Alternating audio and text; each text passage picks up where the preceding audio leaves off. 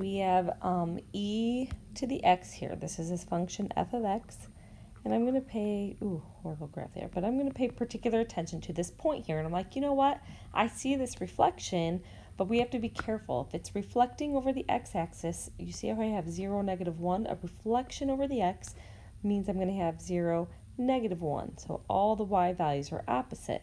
So when I reflect this here, what's going to happen is I have all these same points, but now it looks like this, okay? So a reflection over x means I have the opposite of the function I started with, okay? Because for every y value, right, so for every f of x y value, I'm going to have a negative f of x y value instead, okay? So there's my reflection over x, but notice I also have a shift to the right 1, 2, okay? Now that's an input thing, so the shift right 2 is going to be inside the function. So this is the opposite of f. But remember, if I'm going right 2, anything that we're doing with the input needs to have the opposite operation. So instead of +2, I'm actually subtracting 2. Okay? So if I'm writing a function g, so g of x, okay, that's going to equal the opposite of the function. Well, the function is actually e to the x, so it's the opposite of e to the x, but I also need to change the input to x minus 2. Okay, so now we have this function x cubed, and this kind of looks like it's just a transformation, or just a shift, so we're going down 1, 2, 3, 4, okay, and then we're going left 1.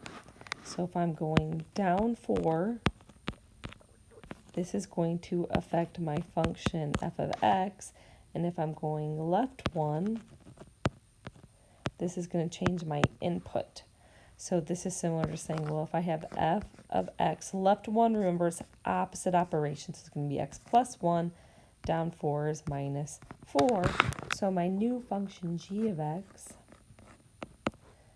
I'm going to use x cubed here. It's going to be x plus 1 cubed. That's my input. So that's my function, shifted left, and then minus 4 means it's shifted down. Okay, so here we're going to, we're going to describe the transformations that take place here. Okay, so my main function here is cosine of x. That's my f of x. So what's happening here is I have the opposite of f of x plus 27. Well, if I have the opposite of my function, right, that means all my y values are opposite. That's a reflection over the x-axis.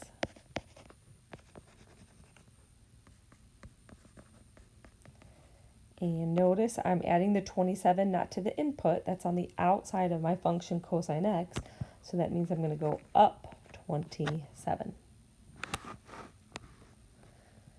Okay, now this next one, I will tell you, this is not going to be on the test or quiz, but I do want to talk about it because this is actually pretty tricky. And the reason why it's tricky is because of this negative x here, okay? Now, it's always a safe bet if you reflect first. The problem with this and the difficulty of this particular example that they used is that negative on the inside, we need to rewrite that. So this is really going to look like negative parentheses x. Now I pulled out a negative or a -1, so it's really x minus 3.1. And then this whole thing now is to the 5th power still. So I still have the inside. It's just I'm going to reflect first, and then I'm going to shift. In this case, it would be right, and then I would add 1. So what's happening here is we have a reflection. Now I'm doing all the opposite x values. So I have a reflection over the, what would it be? It would be over the y-axis now because I have opposite x's. So reflection over the y-axis, and then we would go right 3.1 because we're always going to go the opposite way, and then we're going to go up 1. Now, there are rules, so it kind of depends. Like, if you're not going to separate this and put this out, there is a rule that if you do a horizontal translation first and then reflect. So if I said, oh, you know what? I'm going to go left 3.1.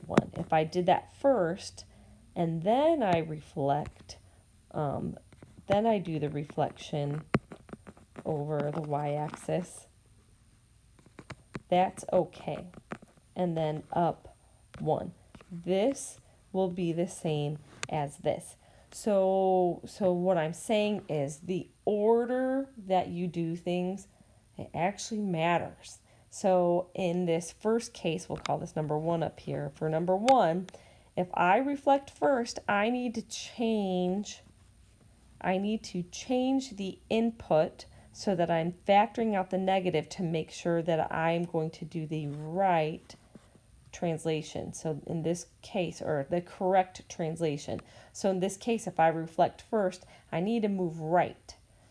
But if I don't change this, so if I left it as negative x plus 3.1 to the 5th, if I leave this as a plus, I need to actually do the horizontal translation first. So I would go left 3.1 and then I reflect. Okay, so just something to think about. Okay, so again, I will probably stay away from the negatives with the x's and with the input function. If there is also a horizontal translation, for those of you going into college algebra, you'll hit that up next year. So you'll get to see it again. Don't worry. I know you guys are very anxious that you're never going to learn it. So good luck to you when that comes back. All right, for question C, we have our parent function here is f of x minus 26. So this one's simple. It's just down 26. And then for the last one, our parent function is root x. So this is the opposite of f of x minus 0.004. So here, the negative's on the outside of the function, so that means all my y's are opposite. If the y's are opposite, that is a reflection over the x-axis. Opposite y's reflect over x. And then because it's x minus on the inside, that means I'm going to go right 0.004. Okay, so our last one, we're going to write an equation for g, whose graph is the function f of x equals 1 over x, and that's going to shift left 2 units and down 1 unit. All right, so just looking at f, if it's going left 2 units, that's going to be x plus 2. That's my input, and again, it's going to be the opposite operation. So left means I'm going to add 2 to the input. And then down 1 unit is minus 1. All right, so let's look at this in terms of g of x, and instead of using the f for function notation, now let's go ahead and use 1 over x. So this is going to be 1 over, but instead of x, I'm going to put x plus 2. And then the down 1 is still on the outside of the function, minus 1, and we're good to go.